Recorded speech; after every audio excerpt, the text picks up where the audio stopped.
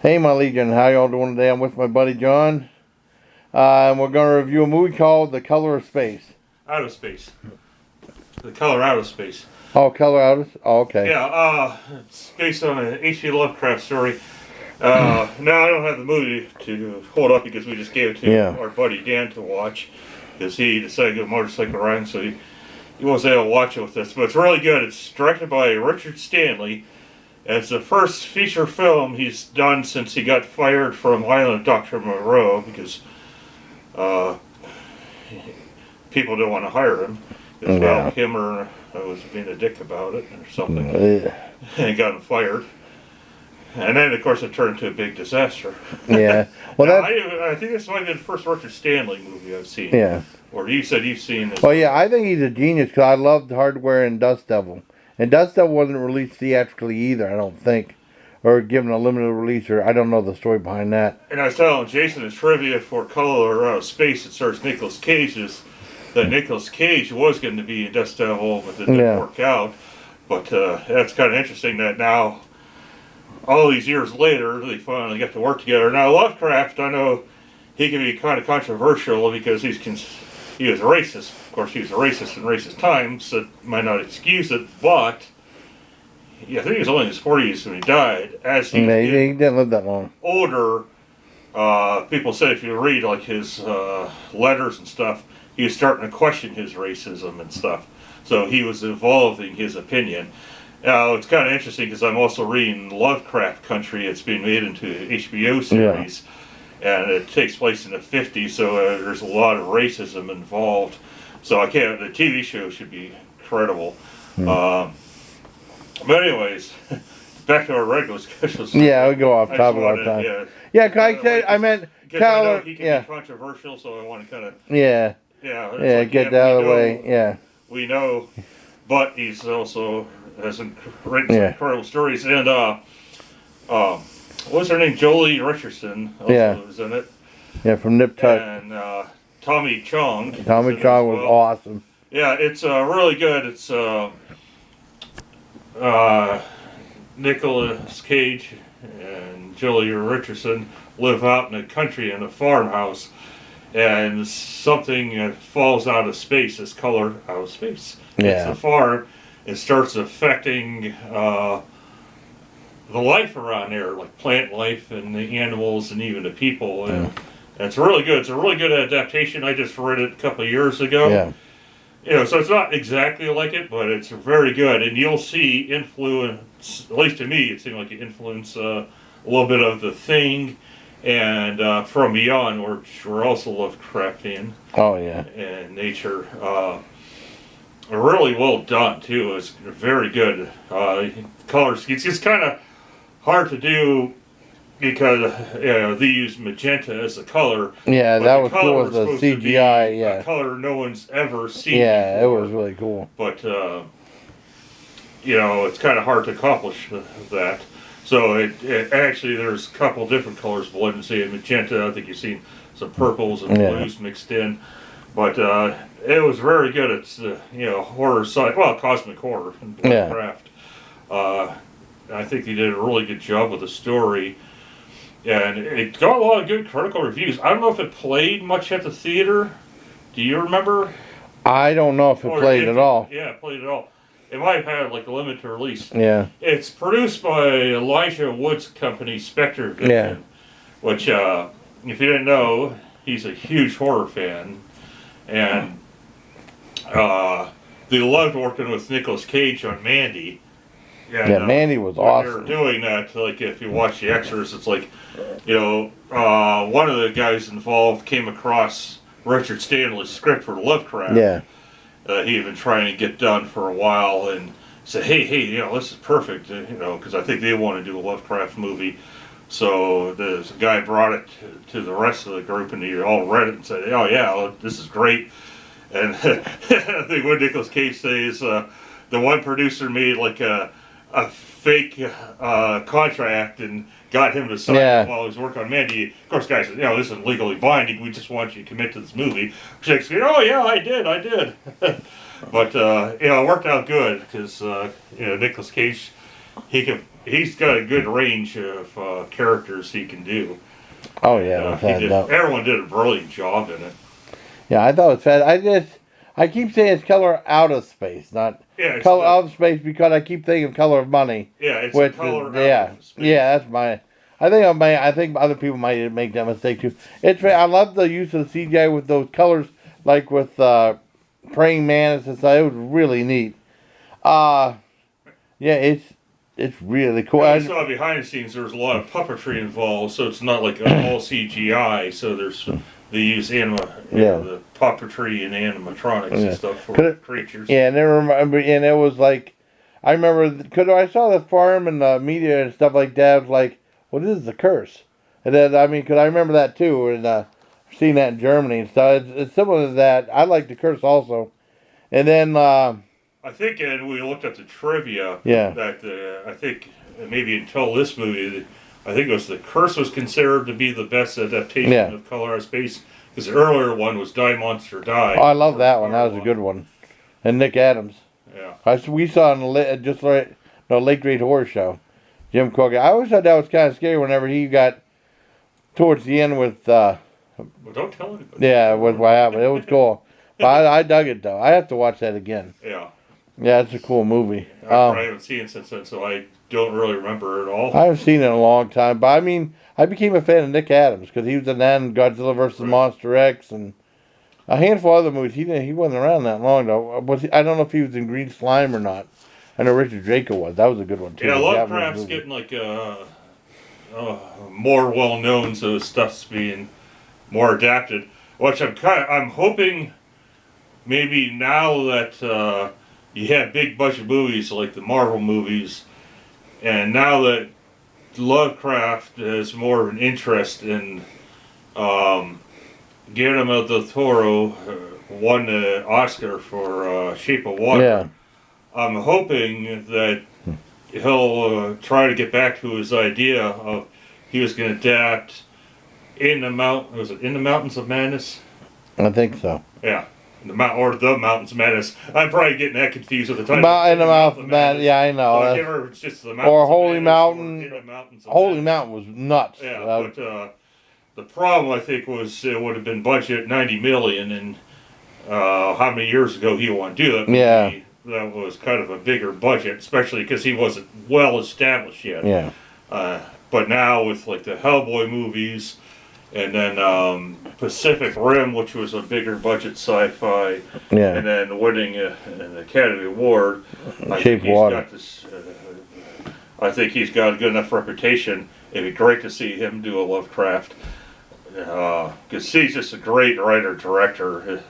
You know, I was studying to become a filmmaker, and I know I could do the technical stuff, but I don't have the artistic side. But then watching the extras of Pan's Labyrinth and you know, just how he had the color scheme of like the real world was cold blues and grays, and the fantasy was more of a golden tone. Yeah. And it kept going as two scenes of the cold versus followed by two scenes of warmth throughout the whole movie. And just like that whole thought process is beyond my skill level. Yeah. But you know, it's just amazing, and he's got that artistic side to him. Yeah. And you know, if they do ever have him make his movie, just leave him alone. Let him do stuff. And Richard Stanley, he probably I'm sure. Those guys are probably pretty hands off, and let him do his thing because you know they liked his work too. Yeah, I guess I'm sure. You know, they've seen his other movies. Because I gotta see that documentary about Island Doctor. I'd like to see the Island Doctor Bro again, the '90s one. Cause I mean, I thought it was all right. I didn't think it was that bad, but even I think Gene Siskel liked it. I can't remember. I'd have to look. But I wanted they did a documentary about the making of that. Cause I like Richard Stanley's a genius, but he's only done a couple movies. Yeah, you probably can't say that was really his movie because he got fired partway in. Yeah. So, but I usually associate Dust Devil and Hardway. Right. But Stanley wants to do a couple more Lovecrafts, almost like a trilogy. Yeah, that'd be cool. But not, you know, like sequels. But the next one he wants to do was it Dunwich Horror. Yeah, Dunwich Horror. So yeah, he'd like to do it'd be like the Cornetto trilogy of you know Nick Frost, Simon Pegg, and what's the director's name? Oh God. I'm brain farting his name now. You know, they did like Shaun of the Dead, Hot Fuzz, and then the third movie was World's End. Even though they're not really related, but you know they're tied together. Yeah. God, why can't I think of his name? I can't remember his name. Did Baby Driver and all that stuff. Oh God. Oh. Anyways. Oh, that's a cool shot. I like that. Cool shot. Okay, sorry. All right, that's about all I have to say. Yeah, I really enjoyed it. I was very impressed with it. I think it was a full 2 hours, and it takes its time, and it's really good. Yeah. And I like there's something that. Oh, well, keep going. No, you go. Okay. No, I give it a 10 out of 10. I absolutely loved it. Jason and I both kind of geeked out because his daughter has a copy of a book called The Necronomicon that came out. It was either 80s or 90s, and we both had.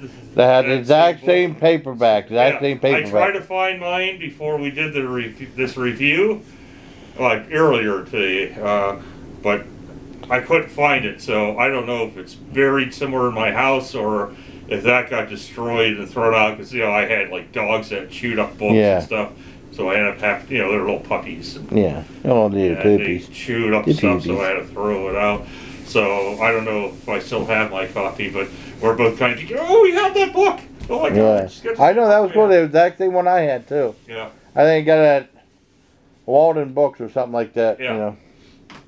I think Walden Books? The one that was in the mall, I've got it there. I think that had like a membership, and then you could get coupons. Yeah, I got a membership, but after that, I don't know how long the Walden Books was still there for. Yeah. I don't know. It was like 93, 94. Yeah, they're there quite a long time. Oh, okay. Yeah, because I remember that and B. Dalton's were the two main bookstores in our area, both at the mall. Yeah. Then later. Because it was right next to that VHS place I like going to. What's the big one that came in at the car dealership? Barnes & Noble? Yeah, Barnes & Noble. Well, then they had Borders, but Borders closed. Yeah, and Borders came in. Yeah, Barnes & Noble's the only one still standing. Because I remember when Borders was going out of business, I wasn't sure. I called up the lady, and she said, "Are you guys going out of business?" And she goes, "Yeah." I said, well, I want to go down and well, I'd like to go down and get some stuff. She's like, so? Like, give me a break. And I said, I didn't come down then. It's like, whatever. I was like, dang. But I was like, the last week or so they were there. Got my nephew wanted some books and stuff. But Borders was cool, but I didn't go there that much. Walden Books is cool. They had that, do they have an escalator there too that goes down, or is that just a... Barnes & Noble's, yeah. Okay, yeah, I remember that was cool. I couldn't remember if they did or not. But I mean, I like that place too. And then you see like... yeah. But yeah, the main two are what? Walden's, and then what was the other one that we just said? Dalton Books. B. Dalton's, yeah. B. Dalton's. Yeah, not Timothy Dalton. Yes. Bond. James Bond. James Bond. I thought he was a good James Bond. Yeah. He was good in not just Doom Patrol, but he started another series that was great called Penny Dreadful. It was fantastic, where he brought in vampires like Dracula, and he had who was it?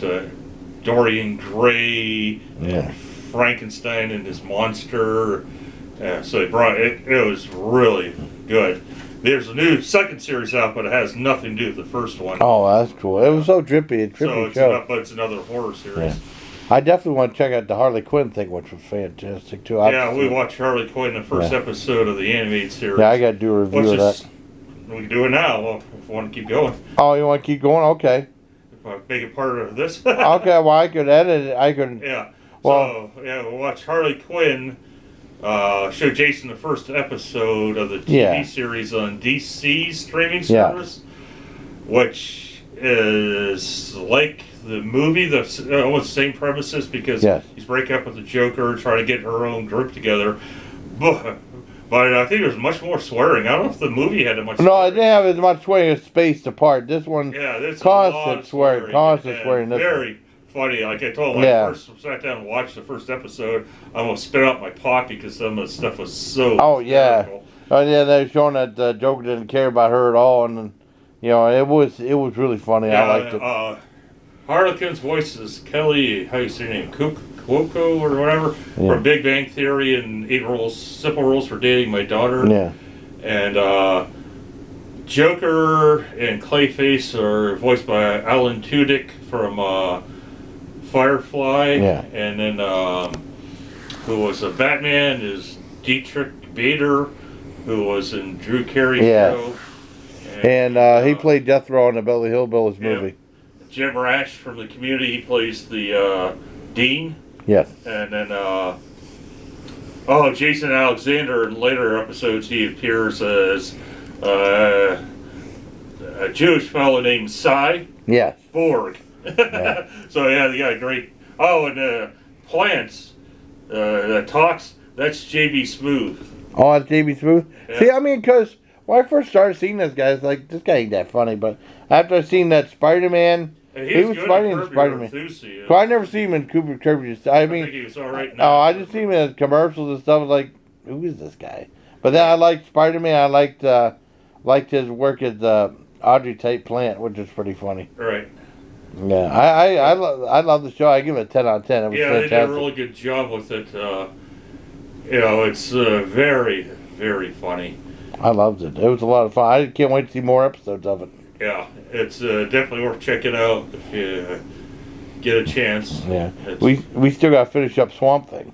Yeah, we got to finish Swamp Thing now. We're back together to finish that. Yeah. Well, we got probably another year before Doom Patrol comes out on disc. I was hoping Mandalorian. I've never seen anything about that being released on disc. That'd be good. And then I think that was only half-hour episodes. Yeah. And we got 2 more things that you got on DVD to watch sometime. Lighthouse and that Come to Daddy thing. Yeah, Come to Daddy's another Elisha Wood movie. Yeah. He also co-stars it besides producing it. But yeah, it's a while that he's a big horror nerd. We talked about getting out to Horror Fest, but yeah, he's cool. He's cool as hell. I mean, 'cause I didn't know him that well outside of, I didn't know what was going. He did a soccer hooligan movie I like to see sometime too. Right. But he was good as Maniac too, the remake of Maniac. He just watched. I forget what it was called, but I forgot. I seen it years ago with Ed Burns, written and directed. At least written, maybe directed by Ed Burns as well. Was pretty good. They played brothers, and they kind of worked with mobsters. Their dad, who's no longer alive, was a mobster. Well, yeah, and this is right at the beginning of the movie where some people are plotting to kill Ed Burns, and then Elisha Wood kills them. Now he's got to flee town, but he gets killed, and it's really interesting. That's all I want to say about it. But I forget the name. You have to check that out. Oh, that sounds cool. I think it might have been from the early '90s, but wow. Elisha Wood and Ed Burns. That sounds cool. I don't know if Ed Burns. It does seem like I don't know if he's still active anymore. I don't know. I haven't heard from him in a while. All right. Okay. Gotta wrap up. It's good. Yeah. Before that, I just want to say with Timothy Dalton, he was also awesome in Flash Gordon too. Oh yeah. Oh, he's wonderful in that. So, I guess that's it, so everybody. So until next time, everybody, please take care of my Legion for late night movie review and animated TV show review. Take care, everybody.